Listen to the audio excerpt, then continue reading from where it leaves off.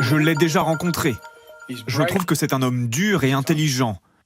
Je trouve qu'il est, comme on dit dans le sport, un adversaire digne. Le président Biden est radicalement différent de Donald Trump. C'est un vrai professionnel, lui. Il a passé quasiment toute sa vie d'adulte en politique. Hello la communauté Upendo, voici les 3 bonnes nouvelles de la semaine.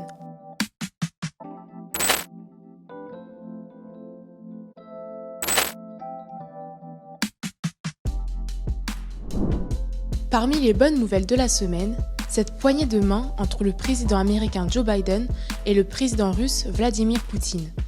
Les 2 chefs d'État ont eu un tête-à-tête cette semaine en Suisse. Objectif, discuter de leurs différends. Depuis l'arrivée de Joe Biden à la Maison-Blanche, les tensions étaient vives entre Washington et Moscou.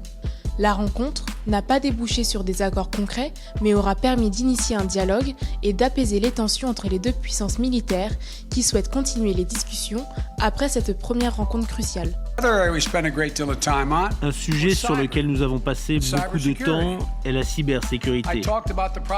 J'ai indiqué que certaines infrastructures étaient intouchables, point final. Je lui ai fourni une liste, si je ne me trompe pas dans les chiffres, de 16 infrastructures définies comme essentielles par les autorités américaines.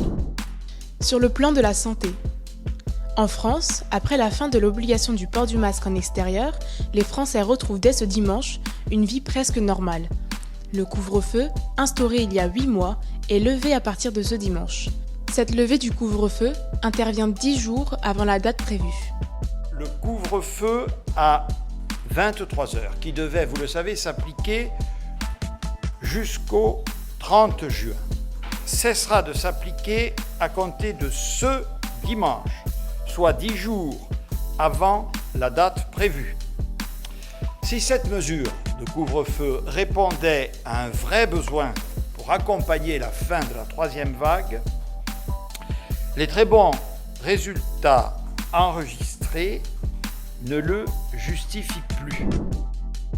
Pour la dernière bonne nouvelle de la semaine, on s'envole dans l'espace, et précisément dans la Station spatiale internationale, où l'astronaute français Thomas Pesquet et l'américain Shane Kimbrough de la mission Alpha ont réussi une sortie extravéhiculaire, c'est-à-dire une sortie dans le vide hors de l'ISS.